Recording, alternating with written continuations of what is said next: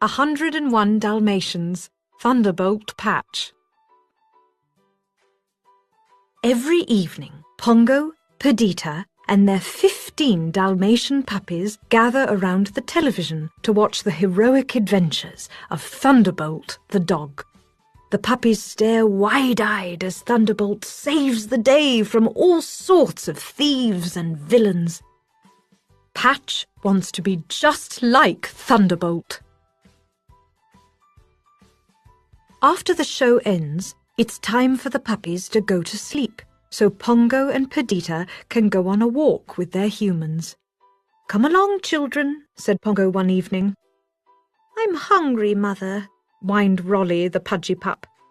"Can't we stay up a bit longer?" pleaded Patch. "It's time for sleep now, my dears," Perdita replied. All the puppies settled into bed, except for Patch. Patch didn't want to go to sleep. He wanted to go on an adventure, like Thunderbolt. And when the puppies heard a strange scurrying sound nearby, Patch knew he had his chance. "Look!" whispered Patch. "It's a big bad bandit! We've got to catch him!" The puppies scampered out of bed and snuck upstairs after the fearsome outlaw. "Follow me," whispered Patch, pretending to be Thunderbolt. "That nasty scoundrel is heading toward the music room." "Where could he be hiding?" Pepper wondered.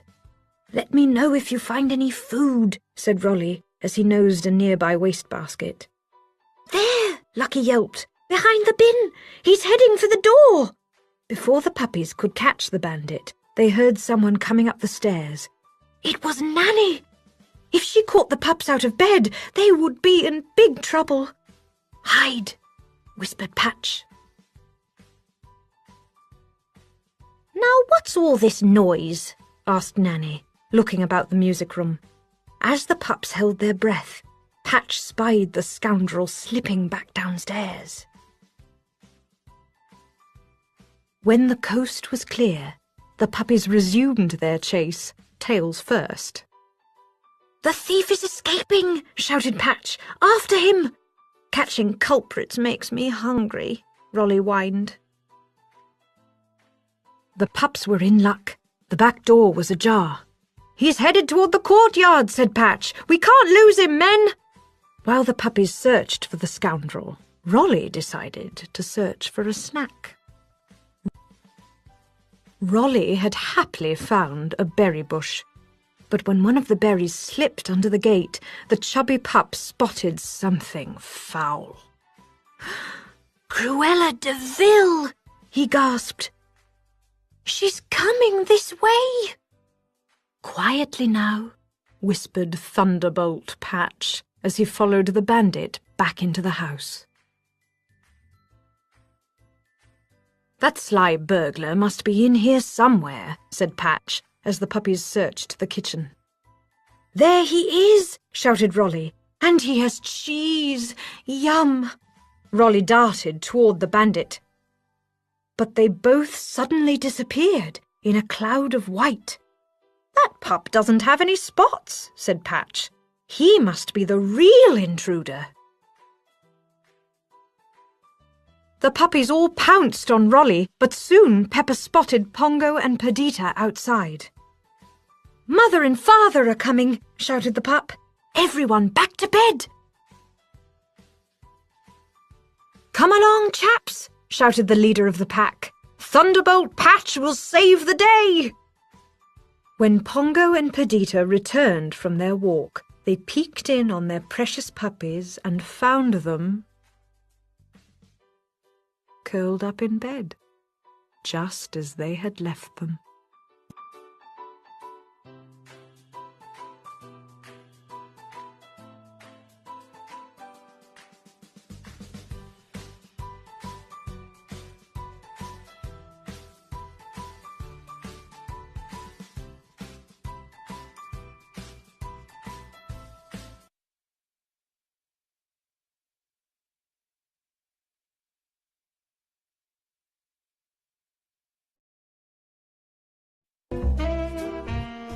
101 Dalmatians.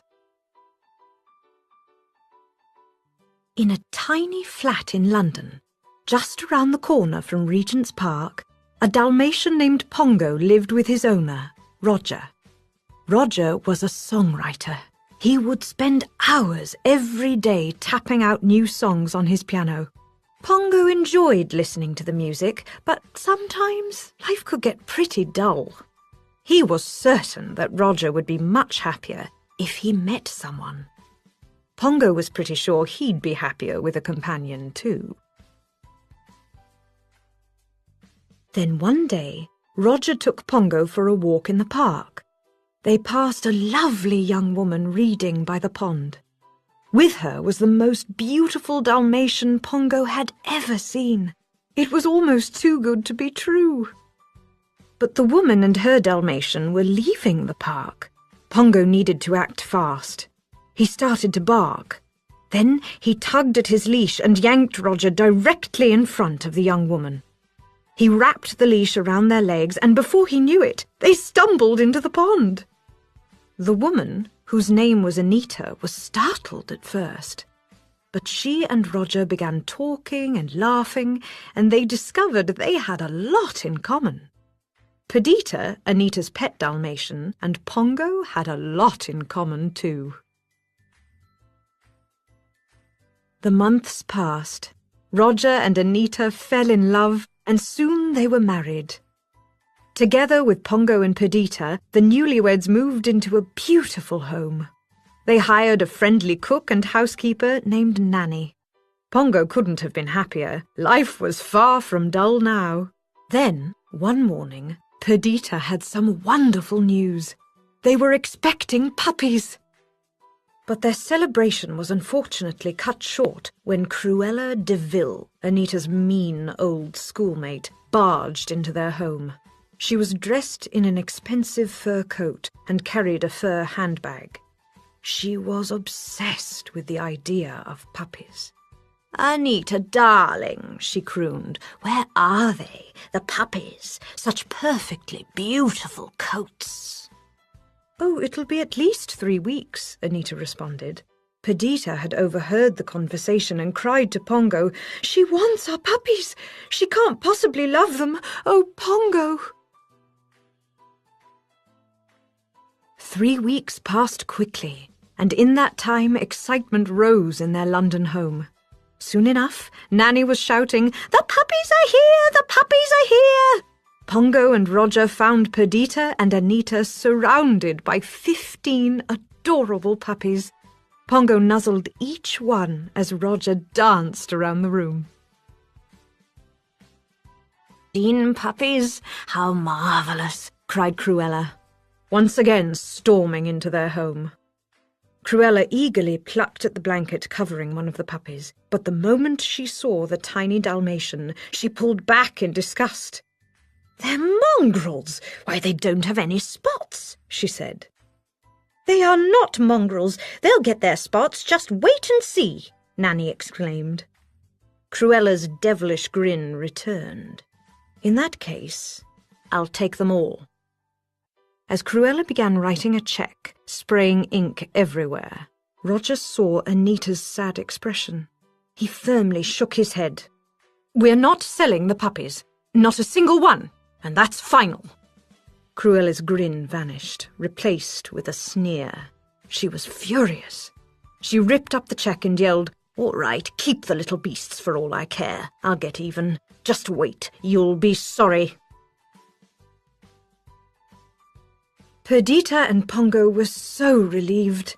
Roger had stood up to Cruella and their puppies were safe. Weeks passed. The puppies all grew healthy and strong.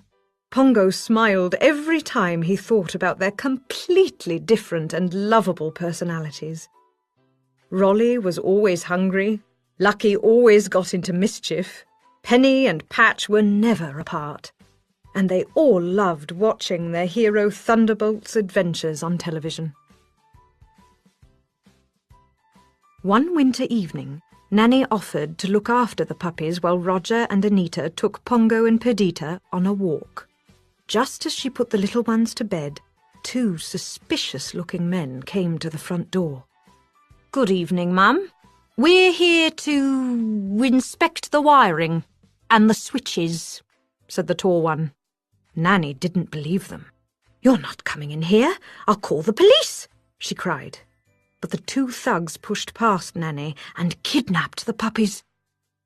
Pongo and Perdita were heartbroken. They were certain Cruella was behind it. But without any proof, there was nothing the police could do. Pongo realized there was only one hope left. "Purdy, I'm afraid it's all up to us," he said. "There's the twilight bark. It's the very fastest way to send news. If our puppies are anywhere in the city, the London dogs will know." So that night, on their evening walk, Pongo and Perdita barked as loudly as they could to alert all the dogs in London. From backyards to rooftops, the London dogs passed the news along to try and help Perdita and Pongo find their puppies. Their message spread far and wide. Miles away, in the sleepy countryside, an old sheepdog called the Colonel caught wind of the distant barks. "Sounds like an alert. It's from London. 15 spotted puddles stolen." Confused, he listened again. "Of course! Puppies!" he said to his friends.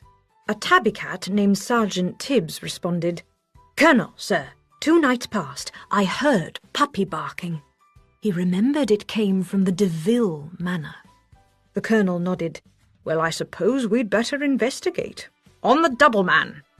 Sergeant Tibbs saluted as he left the barn. "Yes, sir. Right away, sir." Sergeant Tibbs crept over to the dreary, crumbling mansion and carefully peeked inside. The two crooks, Horace and Jasper, were sitting by the fire watching television, and scattered on the floor around them were 99 Dalmatian puppies. "Psst! Are you one of the 15 stolen puppies?" Tibbs asked one of them.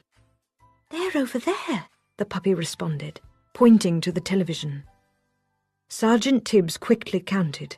All 15 puppies were there. He raced back to report to the Colonel. Using the twilight bark, the Colonel sent word to Pongo and Perdita.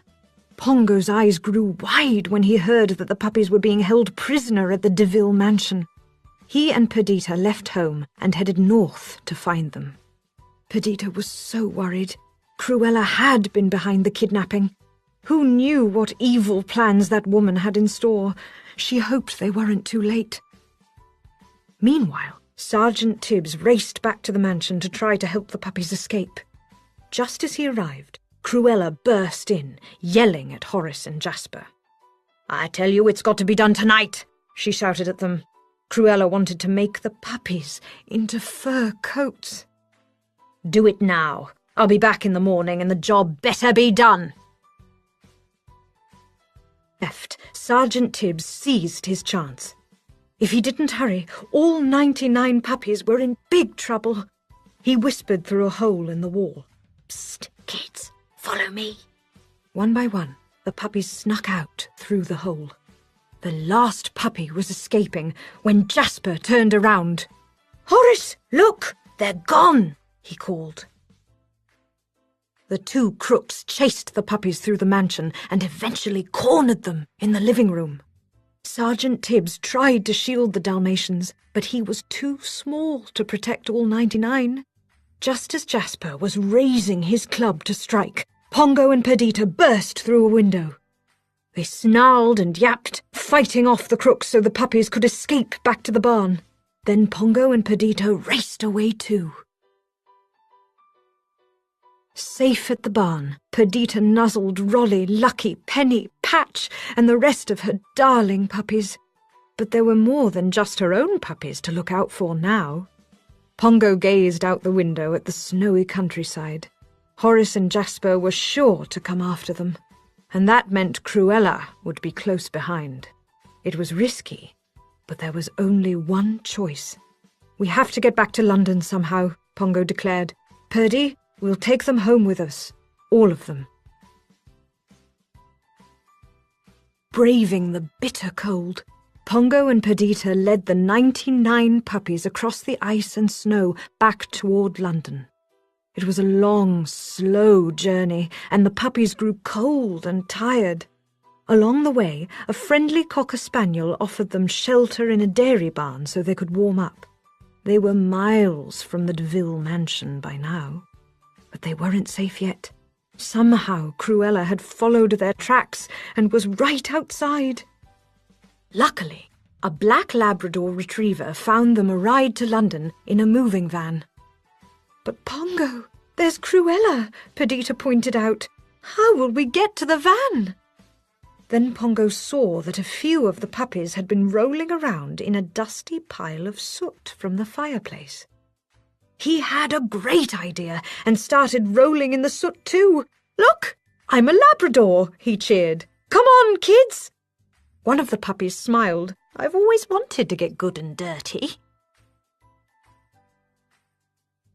Soon the van was ready to leave for London. Pongo quickly rolled each of the puppies in the soot. Then, one by one, he and Perdita carried them onto the moving van. Their disguise worked! Cruella saw them and thought they were black Labrador puppies.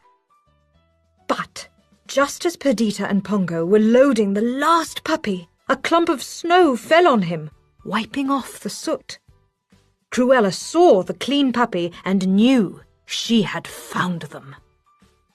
"There they go!" she shouted as the van drove off. Cruella was furious. Ranting and raving, she slammed her car into the side of the van. She wanted to drive them off the road. The moving van teetered on the edge of an embankment. It was about to tumble over. Out of nowhere, Horace and Jasper came skidding down the hill. They were trying to catch the van too, but they hit Cruella's car instead. The villains plummeted down the slope, slipping and sliding until they crashed at the very bottom. Cruella crawled out of the wreck and cried, "You fools!" Pongo and Perdita sighed. They were safe at last. Back at home in London, Roger and Anita were very sad. First, their puppies had been stolen, and now Pongo and Perdita were missing. But suddenly, Pongo, Perdita, and the puppies burst into the room. Roger and Anita were overjoyed until they noticed all of the puppies. Roger, Anita, and Nanny started counting. 101, said Anita. "What'll we do with them?" Roger grinned. "We'll keep them. We'll buy a big place in the country. We'll have a Dalmatian plantation."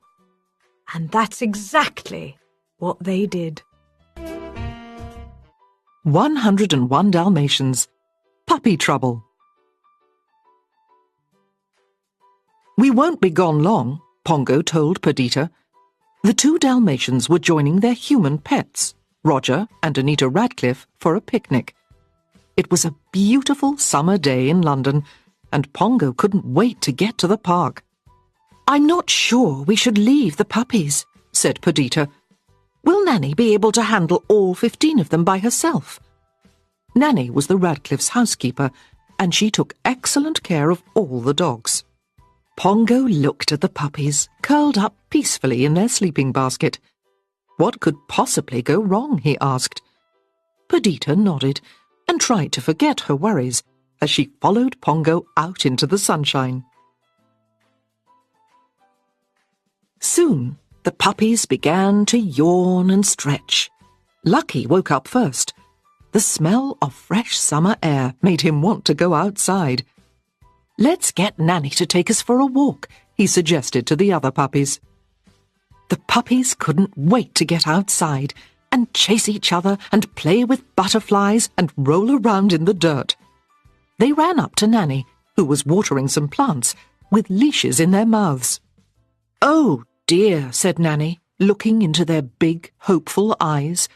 "I suppose puppies do need a walk now and then." And so, when all 15 puppies were on their leashes, She led them out to the sidewalk. At the playground, the puppies scampered off to explore. Patch and Pepper began digging in a sandbox. Roly found a rope to chew. Nanny tried to keep an eye on all of them, but that was hard to do. When she went to retrieve Penny, who had gotten tangled in some vines, Lucky suddenly spotted a butterfly. He tried to pounce on it, but it flew off toward a slide. Lucky chased it up some steps. Then the butterfly flew to a wall. Lucky jumped up and landed right by it, but the next instant it was gone. "Look at me," Lucky called happily. "I'm taller than everyone else." But his brothers and sisters were too busy playing to hear him and see him jump over the wall. The next thing Lucky knew, he landed on the back of a fire truck speeding down the road. The truck's sirens blared and Lucky barked. "I'm a real fire dog." Lucky enjoyed the ride, but he was glad when the fire truck stopped next to a big tree. There was a kitten stuck high in the branches, and a firefighter had to climb up to rescue it. Lucky hopped down from the truck to run back to the playground. "A puppy!" someone exclaimed. It was a little girl pushing a doll carriage. She scooped Lucky up. "You'll be my new dolly," she told him. She put a bonnet on Lucky's head and plopped him into the carriage. "Grrr!" Lucky growled. He didn't like being a doll, and besides, he wanted to get back to his family. Suddenly, the girl stopped. "A button!" she cried, bending over, and Lucky saw his chance. He jumped out of the carriage and took off. At the end of the block, he heard barking. His brothers and sisters were close. Lucky raced across the street. Honk! A car swerved and drove through a puddle, splashing mud all over him. But Lucky kept running and running until he reached the playground at last. Nanny was at the park fence, trying to count all the puppies, but they kept running around. "Oh, I give up," she finally said. Lucky barked and barked, scratching eagerly at the gate. Nanny looked down. "Why, hello, little pup," she said as Lucky wagged his tail. "Too bad you can't come with us. But you're not a Dalmatian. You should find your own family. I'm sure they're worried about you." Lucky was confused, but then he saw his reflection in a puddle on the ground. He was covered with dirt. Nanny wouldn't recognize him unless he washed off all the mud. He saw some children playing in a fountain and ran to jump in too. Once all the dirt was off, Lucky shook out his fur. "You got my newspaper wet," a man on a bench yelled angrily as Lucky raced home. When Lucky reached the Radcliffe's house, he spotted Nanny outside. "My goodness," Nanny said as he ran past her. "Where did you come from?" Lucky ran straight to his sleeping basket and curled up with the other puppies and yawned. When Pongo and Perdita came home, they found Lucky nestled in the basket, sound asleep. "You see," Pongo whispered to Perdita, "I told you nothing would go wrong." 101 Dalmatians, Thunderbolt Patch. 101 Dalmatians, Thunderbolt Patch. Every evening, Pongo, Perdita, and their